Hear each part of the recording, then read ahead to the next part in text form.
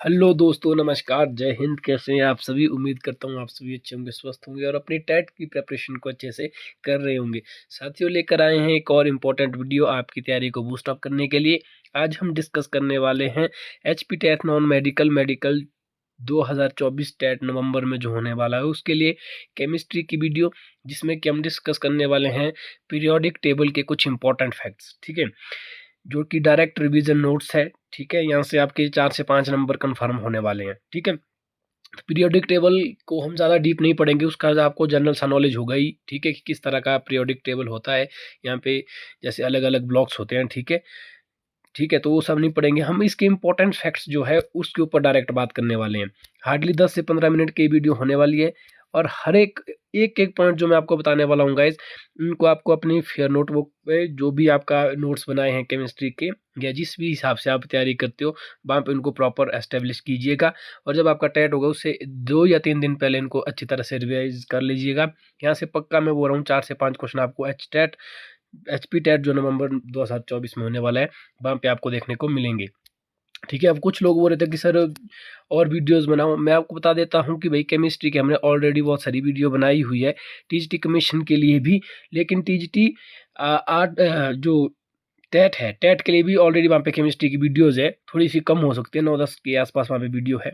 ठीक है, उनको आप देख सकते हैं। अब जरूरी नहीं कि जैसे अभी 2024 के लिए केमिस्ट्री के आपके लिए नई प्लेलिस्ट बनाई जाए। जो प्रीवियस सिलेबस तो ऑल ओवर सेम ही रहता है। ठीक है, कभी थोड़ा बहुत ऊपर नीचे हो जाता है डिफिकल्टी लेवल, बाकी जो सिलेबस पैटर्न है वो बिल्कुल वैसा ही रहता है। ठीक है, तो आप उनको पुरानी वीडियोस को वॉच कर सकते हैं जिनको हमारे साथ ही आगे कंटिन्यू अपनी प्रेपरेशन करनी है। ठीक है, तो ये है गाइज। बाकी चलते हैं आज की वीडियो के ऊपर। थोड़ा सा मैं जूम कर लेता हूँ।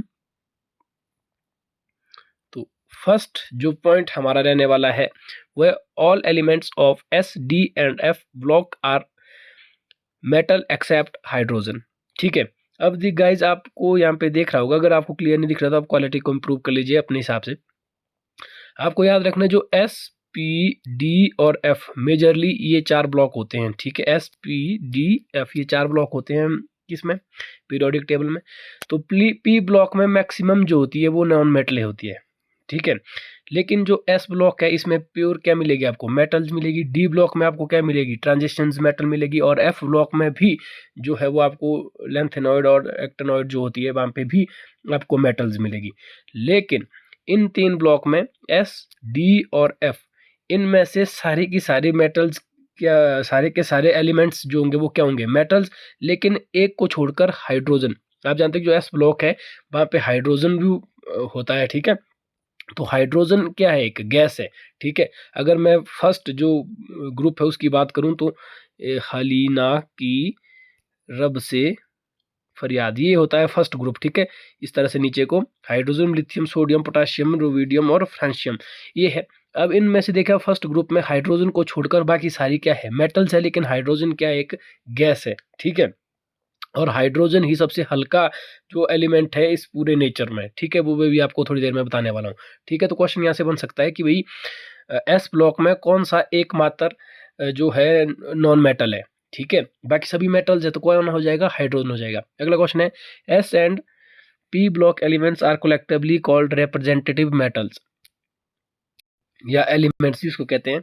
आपको ध्यान रखना है एस और पी, जब हम इन दोनों को कलेक्ट करते हैं इनको बोलते हैं गाइज, जो एस ब्लॉक है इनको बोलते हैं alkaline earth metal. Alkaline earth metal, alkaline earth metal. ठीक है, एस ब्लॉक में आपको मैं थोड़ा सा विस्तार पूर्वक बता ही देता हूँ, अब चर्चा हो ही गई है। ये एस ब्लॉक है गाइज। ठीक है, एस ब्लॉक में 2 ग्रुप आते हैं, एक ग्रुप 1 एक ग्रुप 2। ग्रुप 1 में आता है ये हाइड्रोजन, हीलियम, लिथियम। ठीक है, इधर आ जाएगा बेरिलियम, ठीक है, मैग्नीशियम, इस तरह बेटा मांगे कार स्कूटर, कैल्शियम। ठीक है, तो जो ये फर्स्ट ग्रुप वाले होते हैं इनको बोलते हैं हम एल्कलाइन मेटल। क्या बोलते हैं, आप नोट कर लीजिएगा, एल्कलाइन मेटल। जो सेकंड ग्रुप वाले होते हैं इनको बोलेंगे हम एल्कलाइन अर्थ मेटल। फर्स्ट वाले को एल्कलाइन मेटल, सेकंड वाले को एल्कलाइन अर्थ मेटल। ठीक है, आ रही बात समझ। लेकिन जब एस और पी इन दोनों को हम इकट्ठा पढ़ते हैं, कलेक्टिवली पढ़ते हैं, एस ब्लॉक और पी ब्लॉक को, उसको क्या कहते हैं हम, रिप्रेजेंटेटिव मेटल। Representative metal. ठीक है, यहाँ पे आप देख रहा होगा रिप्रेजेंटेटिव मेटल या एलिमेंट्स, रिप्रेजेंटेटिव मेटल्स नहीं बोलेंगे, सॉरी गाइज, क्योंकि पी ब्लॉक में नॉन मेटल होती है, ठीक है, एस में तो मेटल्स होती है। रिप्रेजेंटेटिव एलिमेंट्स बोलेंगे इनको, रिप्रेजेंटेटिव एलिमेंट्स, ये सब आपने छोटी क्लास में पढ़ लिया होगा। ठीक है, अब चलते हैं आगे। Some important facts of the element, इनको आपको ढंग से पूर्वक समझना है, यहाँ से पक्का क्वेश्चन आपको देखने को मिल जाएगा। ठीक है, थोड़ा सा मैं और जूम कर लेता हूँ गाइस आपकी सहूलियत के लिए। सो फर्स्ट फैक्ट है, अनटिल टोटल डिस्कवर्ड एलिमेंट, आज तक टोटल कितने एलिमेंट को डिस्कवर किया गया है? 118, याद रखना है। ठीक है, आज तक कितने एलिमेंट ढूंढेंगे? Total 118 elements existing in nature. 118 में से कितने एग्जिस्ट करते हैं प्रैक्टिकल फील्ड में, जो कि नेचुरली एग्जिस्ट करते हैं? 88। कितने हैं? 88, जबकि 24 कितने इसमें से? 24 है आर्टिफिशियली या मैन मेड तैयार किए हुए। तो टोटल कितने हैं? 118। 118 में 88 कितने हैं? 88 है जो कि नेचुरली, जैसे हाइड्रोजन, हीलियम, लिथियम, ये सभी क्या है? नेचुरल है। ठीक है, लेकिन जो 24 है ये क्या है? 24 ऐसे एलिमेंट्स है जिनको इंसान के द्वारा क्रिएट किया गया है। ठीक है, जो मैन मेड है, आर्टिफिशियली कलेक्ट किया गया है। अब इनमें से नंबर ऑफ मेटेलिक एलिमेंट कितने हैं? 90 जो है ये कितने हैं? मेटल, और 22 कितने हैं? Non metal. सिंपल याद रखना है। ठीक है, 90 क्या है? मेटल्स, और 22 क्या है? Non metal. ठीक है, अब चलते हैं गाइस वीडियो के सबसे इंपॉर्टेंट सेगमेंट की ओर, जरा ध्यान से समझ लीजिएगा इन चीजों को, ये एक एक पॉइंट बिल्कुल इंपॉर्टेंट होने वाले हैं। तो फर्स्ट पॉइंट है, the element to be found most abundantly on the earth surface, वो है ऑक्सीजन। यानी कि इस अर्थ सरफेस पर, पृथ्वी की सतह पर सबसे प्रचुर मात्रा में कौन सा एलिमेंट पाया जाता है? तो ऑक्सीजन। ये क्या? हमारी अर्थ। तो इस अर्थ के जो सरफेस है, ठीक है, जहाँ पे हम रहते हैं, वहां पे सबसे ज्यादा मात्रा में क्या पाई जाती है? Oxygen, O2। ठीक है गाइस, समझ आ रहा ना बात?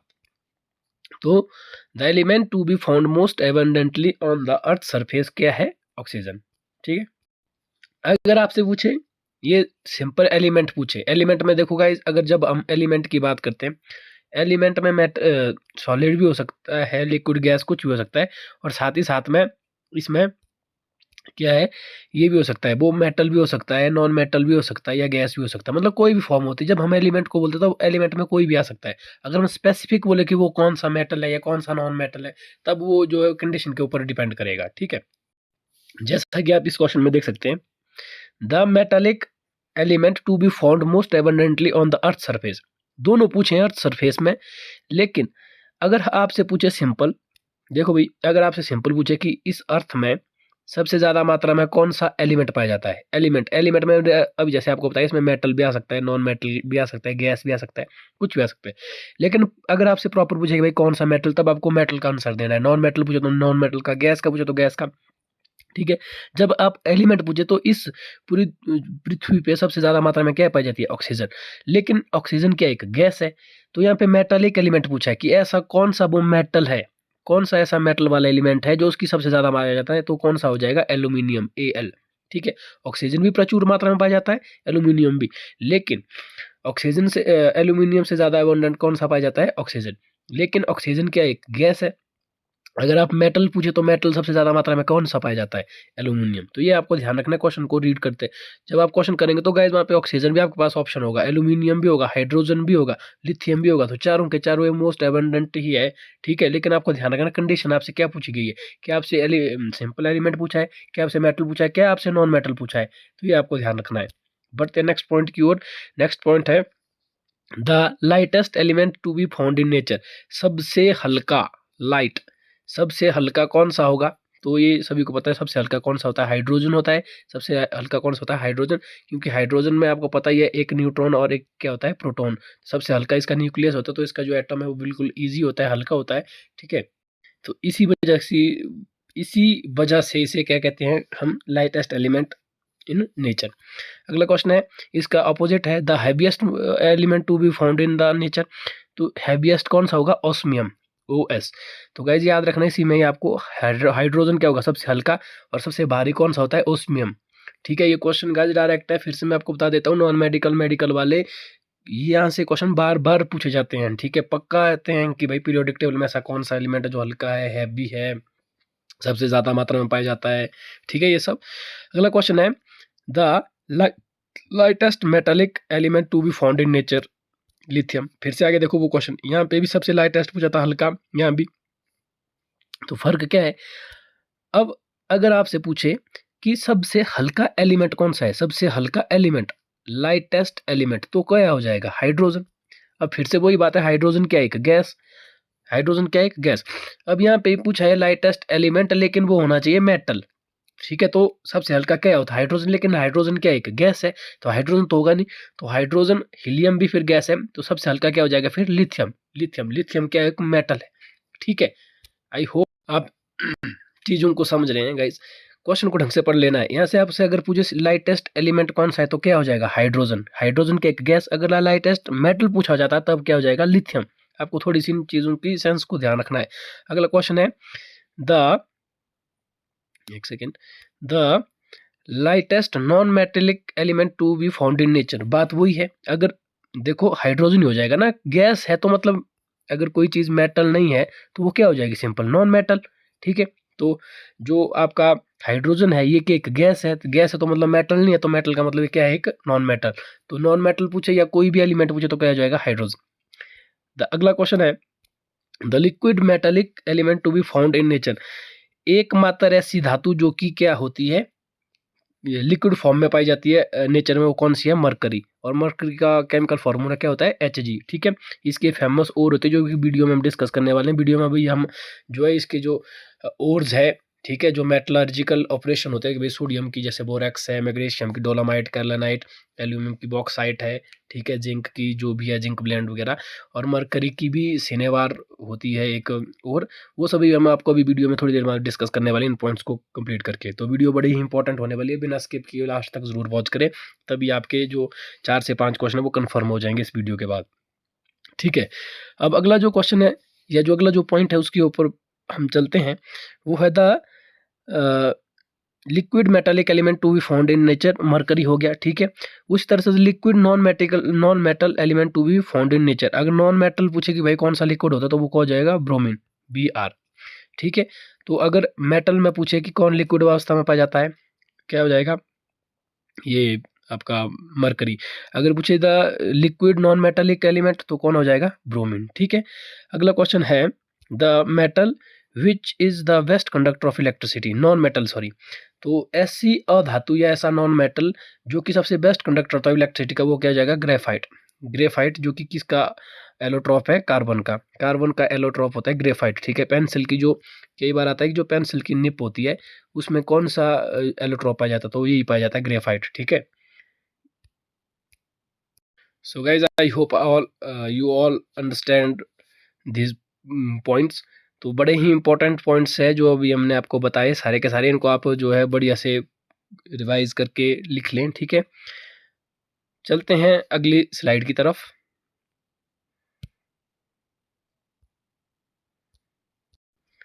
अगला जो पॉइंट आएगा गाइज वो है the metal which is the best conductor of electricity. ऐसी कौन सी मेटल है? अभी पीछे जो था नॉन मेटल था ग्रेफाइट। ग्रेफाइट का एक नॉन मेटल और ये इलेक्ट्रिसिटी का बेस्ट कंडक्टर है, ठीक है। उसी तरह से अगर मेटल पूछे तो मेटल कौन से हो जाएगा? सिल्वर। एजी सिल्वर का केमिकल नेम होता है, तो ये सबसे बेस्ट कंडक्टर होता है इलेक्ट्रिसिटी का, ठीक है।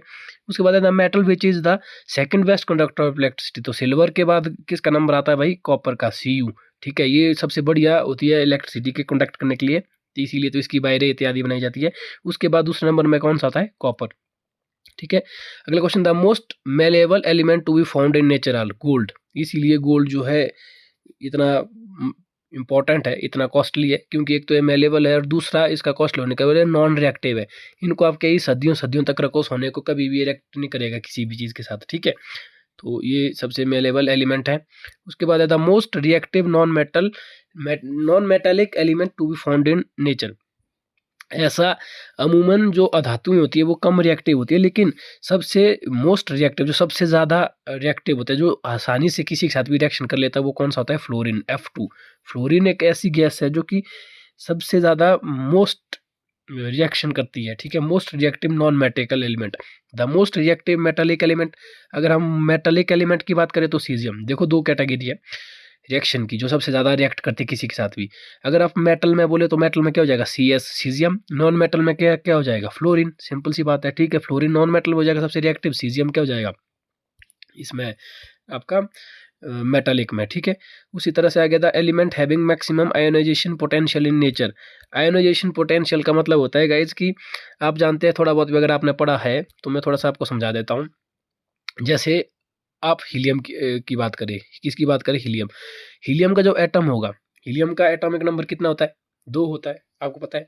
तो 2 होता है, तो इसका जो मतलब इसके कितने इलेक्ट्रॉन होंगे इसमें, 2 इलेक्ट्रॉन। इसके एस शेल में कितने इलेक्ट्रॉन होंगे, 2 इलेक्ट्रॉन। और इसके जो अंदर एटम का न्यूक्लियस होगा इसमें कितना होगा, 1 प्रोटॉन होगा, 1 क्या होगा, न्यूट्रॉन होगा, ठीक है। तो आयोनाइजेशन एनर्जी का मतलब होता है जो इसमें नेगेटिवली चार्ज होता है, आपको पता है, जबकि न्यूक्लियस में पॉजिटिवली चार्ज होता है।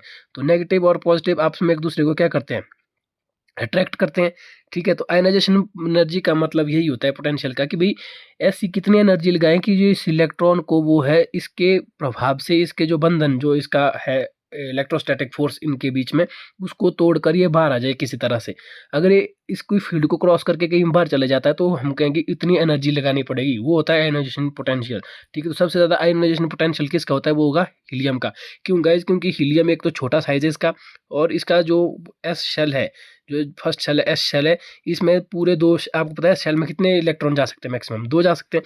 इसका जो एस शेल है ये फुल फील्ड है, ठीक है। तो यहाँ पे हाई इलेक्ट्रॉनेशन आयोनाइजेशन एनर्जी होनी चाहिए बहुत ज़्यादा, तब ये जो है अपने इसको छोड़ सकता है, ठीक है। अगर आप इलेक्ट्रॉनिक कॉन्फ़िगरेशन की बात करें तो हीलियम की 1s2 होती है, तो यहाँ पे आप देख सकते हो जो एस शेल है ये बिल्कुल फुली फील्ड है। अगर आप लिथियम की बात करें तो लिथियम की होती है 1s2 2s1, ठीक है। लिथियम का इलेक्ट्रॉन नंबर 3 होता है ना, तो इसका 2 होता है, तो इसमें 2 इलेक्ट्रॉन होंगे, इसमें 3 होंगे। तो यहाँ देखिए इसका शेल फुल है, तो ये जो दूसरा शेल है ये अधूरा है, ठीक है। तो ये क्या कर सकता है, यहाँ पे हल्की सी एनर्जी देने पर इसका जो इलेक्ट्रॉन है वो इसको त्याग सकता है, ठीक है। तो यहाँ पे इसकी जो आयोनाइजेशन एनर्जी क्या हो जाएगी, कम हो जाएगी। जबकि यहाँ पे आप हीलियम की बात करें, हीलियम में देखो इसका जो सब शेल है वो फुली फील्ड है, तो यहाँ पे हाई एनर्जी लगानी पड़ेगी तब ये अपना एक इलेक्ट्रॉन छोड़ सकता है, नॉर्मल जो ऑर्डिनरी एनर्जी लगाने पर नहीं, जिस तरह से लिथियम। तो ये आप ध्यान रखना। और इसका स्मॉल साइज होने की वजह से ये सबसे मैक्सिमम आयनाइजेशन पोटेंशियल शो करता है नेचर में। आई होप आप समझ रहे हैं चीज़ों को। द नेक्स्ट है the maximum electrons acceptable element in nature. Chlorine. Chlorine एक ऐसा एलिमेंट है गाइस पूरे नेचर में या पूरी पीरियोडिक टेबल में जो सबसे ज़्यादा इलेक्ट्रॉन को एक्सेप्ट करता है, Cl, ठीक है। इसलिए क्योंकि इसमें टेट्रावोलेंट वैलेंसी होती है। The most electronegative element in nature. Very very very very important question है गाइस ये वाला, very very very important. The most electronegative F fluorine. Fluorine को गाइस सबसे मोस्ट इलेक्ट्रोनेगेटिव एलिमेंट कहा जाता है, ठीक है, याद रखना है। The most powerful oxidizing substance कौन सा है, फ्लोरीन है, ठीक है। The group of most gases element. तो जो जीरो ग्रुप होता है उसमें सबसे ज़्यादा क्या होती है, गैसेस एलिमेंट होते हैं, ठीक है। Name of monoatomic elements. तो मोनोटॉमिक एलिमेंट्स कहाँ होते हैं, ये इनर्ट गैस में होते हैं, ठीक है। तो ये है, बाकी चलते हैं अगली स्लाइड की तरफ। तो अब हम डिस्कस करने वाले हैं गाइस आपके साथ एलिमेंट्स और एंड देयर कॉम्पोजिशन, जो मेटलर्जिक ऑपरेशन होते हैं। मैं थोड़ा सा जूम कर लेता हूँ।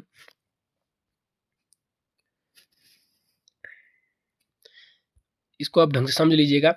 इसमें जैसे आपको पता होगा कि और क्या होती है गाइस, और होती है जैसे जिनसे मेटलर्जिक ऑपरेशन करके कोई एलिमेंट निकाला जाता है। जैसे फॉर एग्जांपल बोरेक्स। जो बोरेक्स है ये सोडियम का एलिमेंट है।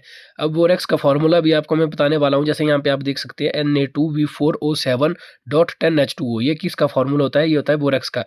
इससे आपने जब क्या बना दिया, सोडियम निकाला, ठीक है। कुछ मेटलर्जिकल ऑपरेशन होता है अलग अलग, बहुत सारे प्रोसीजर है, जैसे कैल्सिनेशन होता है, रोस्टिंग होती है, ठीक है। अलग अलग प्रोसेस होता है, कंसंट्रेशन ऑफ ओर होता है। उन सभी मेटलर्जिक ऑपरेशन को करके, पूरे प्रोसीजर को फॉलो करके, तोड़ ताड़ के, मतलब जितना भी है उससे जब लास्ट में सोडियम बचेगा तो वो जो प्रॉपर एलिमेंट बचेगा, ठीक है। तो ये जो कंपोजिशन ऑफ एलिमेंट्स होते हैं इनको हम और बोलते हैं। और से जो मेटलर्जिक ऑपरेशन करके जब एलिमेंट बनाए जाते हैं, ठीक है, तो उस पूरे प्रोसेस को हम क्या कहते हैं, मेटलर्जिकल ऑपरेशन, ठीक है। तो आपसे एग्जाम में पूछा जाता है और फॉर्मूला के पूछने के चांसेस कम ही होते हैं, कमीशन में पूछते हैं फॉर्मूले, टेट में वैसे नहीं पूछते हैं। फिर भी फॉर्मूले हम उतने डिस्कस नहीं करेंगे यहाँ, जो इंपॉर्टेंट उनको तो थोड़ा बहुत मैं बता दूंगा, ठीक है। बाकी आप यहाँ वीडियो से खुद इनको लिख सकते हैं। सबसे पहला है सोडियम। सोडियम की जो ओर है वो 4 ओर होती है, जिसमें सबसे फेमस है ये वाली बोरेक्स। कौन सी है, बोरेक्स। सबसे पहले देख लीजिए सोडियम।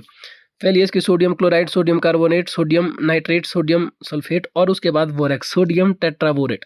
अब देखो गाइस ये ऊपर की 4 इंपॉर्टेंट क्यों नहीं है, क्योंकि अगर पेपर में आए कि भाई सोडियम की इनमें से कौन सी और है, इनमें सब में सोडियम लगा है तो कोई भी इजीली पहचान ले, इसलिए पेपर में आती ही नहीं, समझ गए ना। तो पेपर में जो आती है वो आती है बोरेक्स। आपको पूछा भाई बोरेक्स इनमें से किसकी ओर है, 4-5 ऑप्शन दिया जाएगा, सोडियम, पोटेशियम, मैग्नीशियम, कैल्शियम, तो सोडियम इसका राइट आंसर हो जाएगा। ठीक है, तो याद रखना है जो इंपॉर्टेंट है, मैं यहाँ पे सबको डिस्कस नहीं करूंगा, मतलब जो 8 से 10 इंपॉर्टेंट है जो पेपर में बार बार पूछी जाती है वही। एक तो बोरेक्स बार बार पूछा जाता है भाई, बोरेक्स किसकी और है, आपसे पूछा जाएगा borax is the ore of the which of the following elements, तो आपको बताना है सोडियम, या पूछा जा सकता है आपको उल्टा कि सोडियम की ओर इनमें से कौन सी है, तो बोरेक्स होगा दिया, एक डोलामाइट होगा दिया, बॉक्साइट होगा दिया, एक सिनेबार दिया, कुछ भी दिया होगा, तो उसमें से बोरेक्स को आपको टिक करना है। कई बार मतलब 10 में से 2 बार ऐसा ही होता है जब इसका फॉर्मूला पूछा जाता है बोरेक्स का। ठीक है, क्योंकि एक इंपॉर्टेंट है बोरेक्स का जो फॉर्मूला होता है गाइस, उसको बोलेंगे हम सोडियम टेट्राबोरेट। सोडियम टेट्राबोरेट, ये जो गाइस जो बोरेक्स होती है, मैं आपको बता देता हूँ, ये बोरोन की भी ओर है, मतलब अब आप कंफ्यूज हो जाएंगे। बोरेक्स जो है गाइस, आप इसका फॉर्मूला देखिए, Na2B4O7 10H2 है, तो यहाँ से सोडियम भी इसमें है, बोरोन भी इसमें है, तो मतलब मेटलर्जी का ऑपरेशन अलग अलग निकालना पड़ता है। ठीक है, प्रोसीजर इसका अलग अलग होता है, मतलब बोरेक्स से सोडियम भी निकलता है और बोरेक्स से बोरोन भी निकलता है। ठीक है, क्वेश्चन ये भी बन सकता है कई बार, जैसे पूछा जाएगा बोरेक्स के जो है इनमें से किसकी ओर है, सोडियम वहाँ पे दिया ही नहीं होता, तो वहाँ पे अगर बोरोन दिया तो बोरोन का फिर टिक करके आएंगे। आगे बात समझ, तो बोरेक्स का फॉर्मूला क्या होता है, sodium tetraborate, sodium tetraborate Na2B2O7। ठीक है, तो ये क्या हो जाएगा किसका फॉर्मूला। उसके बाद आगे पोटाशियम की तो कोई खास है ही नहीं, potassium chloride, carbonate, potassium nitrate, सीधा याद हो जाएगा। Magnesium very very important, magnesium की 2 इंपॉर्टेंट है गाइस, एक डोलामाइट, एक कार्लेनाइट। ठीक है, अब जो ये पहली है मैग्नासाइट, ये तो आप नाम से ही लगा लेगा पता, मैग्नासाइट। कैल्शियम, एक इप्सम सोडा, माफ कीजिएगा, इप्सम सोडा MgSO4 7H2O, ये भी कई बार पूछा जाता है कि इप्सम सोडा या इप्सम सॉल्ट ये किसका और है, तो किसका है, मैग्नीशियम का। लेकिन सबसे जो 2 फेमस है इसकी वो कौन है, डोलामाइट और कार्लेनाइट। डोलामाइट और प्लस कार्लेनाइट, ये जो 2 और है ये बड़ी ही फेमस है, अक्सर पेपर में बार बार पूछा जाता है, इनको याद कर लीजिएगा। डोलामाइट और कार्लेनाइट किसकी और है, ये मैग्नीशियम की।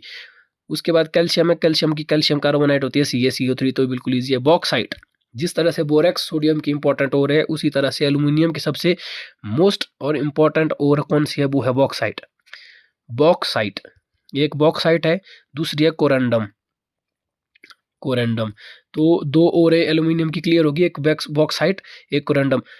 क्रायोलाइट भी है गाइज, और डाइसोपोर, ये भी इंपॉर्टेंट है, लेकिन जो बार बार इंपॉर्टेंट पूछी जाती है पेपर में वो बॉक्साइट और कोरेंडम पूछी जाती है। क्रायोलाइट भी पूछी जाती है, फिर से बता देता हूँ, फिर आप कहेंगे क्रायोलाइट बताइए नहीं, क्रायोलाइट भी है, लेकिन अक्सर जो पूछी जाती है वो बॉक्साइट और कोरेंडम ही पूछी जाती है पेपर में। ठीक है, इसकी फॉर्मूले को आप आगे से यहाँ पे देख सकते हैं। कॉपर की बात करें तो कॉपर के होते हैं क्यूपराइट और मेलासाइट, एजुराइट और कैल्सोसाइट भी होती है, लेकिन जो इंपॉर्टेंट पूछी जाती है वो कॉपराइट और मार्सासाइट। जो मैंने यहाँ पे हाईलाइट किए मेरे खुद के नोट्स है, मैंने भी टेट के लिए इसी बुक से पढ़ा था। ठीक है, यही सब पढ़ा था और यहीं से तो मैंने पहले के ये नोट्स आपको देखने को मिल जाएंगे, जो इसमें से इस तरह से हाईली फ्लेमेटिक किए गए हैं, वो आपको ज़्यादा चांसेस है कि पेपर में पूछे जाएंगे। ठीक है, अब चलते हैं थोड़ा सा आगे, जो थोड़ा और बचा। ठीक है, तो कॉपराइट और मेलासाइट हो गया। अब टिन की तो भी इंपॉर्टेंट नहीं है ये वाली, SnO2। अगला है लेड की भी 2 होती है गाइस, इसमें से जो सबसे इंपॉर्टेंट है वो होती है जलीना। गैलीना बोलते हैं कि कई बार जलीना बोलते हैं, एक ही बात है। गैलीना, लेड की एक ही फेमस है जो कि बार बार पूछी जाती है पेपर में कि भाई गैलीना किसकी ओर है। ठीक है, लेड की कौन सी ओर है, गैलीना, मतलब आएगा ही आएगा पक्का पेपर में। गैलीना किसकी होती है, ये जलीना या गैलीना किसकी होती है, ये लेड की होती है। ठीक है, उस तरह से जिंक की होती है, जिंक ब्लेंड और कैलामिन। ठीक है, जिंक की क्या होती है, जिंक ब्लेंड और कैलामिन। ठीक है, ये भी आपको याद रखना है, डायरेक्ट क्वेश्चन यहाँ से भी बन सकता है। ठीक है, चलते हैं नेक्स्ट स्लाइड की ओर। अब वो जो है इसमें से 2 इंपॉर्टेंट है, बाकी आप पूरा खुद भी पढ़ सकते हैं। एक मरकरी की, जिस तरह से लेड की गैलीना होती है उस तरह से मरकरी की होती है गाइस सिनेवार, और इसका जो फॉर्मूला होता है वो होता है HGS। यहाँ पे देख भी सकते हैं, थोड़ा सा जूम कर लेता हूँ मैं। मरकरी की होती है सिनेवार, जिसको आप क्या कहेंगे, HGS। और उसी तरह से एक और इंपॉर्टेंट रखनी है आपने आयरन की, आयरन की होती है गाइज आयरन पायराइट। इसके संबंध में आपको एक और भी एक्स्ट्रा फैक्ट बताने वाला हूँ, लेकिन सबसे पहले आपको याद रखिएगा आयरन की तो सिंपल और है क्योंकि आयरन इसके नाम है। अब आप इसको इजीली भी डिटेक्ट कर सकते हैं, लेकिन इंपॉर्टेंट क्यों है? क्योंकि इसका जो फॉर्मूला वो क्या होता है FeS2, ये फॉर्मूला कई बार पूछा जाता है। अब ये क्यों पूछा जाता है? क्योंकि गाइस इसको कहते हैं मूर्खों का सोना, फूल्स गोल्ड। फूल्स गोल्ड, मूर्खों का सोना किसे कहा जाता है? तो आयरन पायराइट आपको ऑप्शन में टिक कर लेना है। अगर आपको ऑप्शन ना मतलब आयरन पायराइट नहीं होता तो फॉर्मूला दिया होगा FeS2, याद रखना इसको FeS2 जो कि आयरन की ओर है। आयरन पायराइट इसको फूल्स गोल्ड कहा जाता है। क्यों कहा जाता है गाइस? क्योंकि जो ये आयरन पायराइट है ये सोने की तरह चमक देता है। किसकी तरह? सोने की क्या देता है? ये चमक देता है। सोने की चमक के कारण लगता है लोगों को भाई ये सोने की तरह, लेकिन वो एक्चुअल में सोना ना होकर आयरन है, लोहा होता है। इसीलिए इसको क्या कहते हैं? हम आयरन गोल्ड कहते हैं। इसके अलावा जो बाकी और है इनको भी आप देख सकते हैं यहाँ पे, लेकिन मैंने जो इम्पोर्टेंट है वो आपको सिर्फ बताने की कोशिश की, ठीक है। बाकी अगर जो है इसके बाद तो टेट में और कुछ नहीं आ सकता है। जो भी इंपॉर्टेंट ओर्स है वो हमने डिस्कस कर ली, और जो पीरियोडिक टेबल के जो ये पॉइंट्स थे एक बार फिर से मैं आपको दिखा लेता हूँ, उनको ढंग से आप लिख लीजिएगा, ठीक है, काम आएंगे और यहीं से क्वेश्चन बनते हैं। तो आज के लिए बस ये इतना ही। अगर आपको वीडियो अच्छी लगी तो वीडियो को लाइक करने के साथ साथ कमेंट में ज़रूर कहें कि नेक्स्ट जो वीडियोज़ है वो केमिस्ट्री के कौन से टॉपिक के ऊपर लेके आएँ, ठीक है। और चैनल को ज़रूर से ज़रूर सब्सक्राइब करें, क्योंकि नेक्स्ट जो भी आपका अपडेट रहेगा वो इसी चैनल में आपको मिलेगा। तो आज के लिए बस इतना ही, मैं मिलते हैं नेक्स्ट वीडियो में। ख्याल रखिएगा। जय हिंद।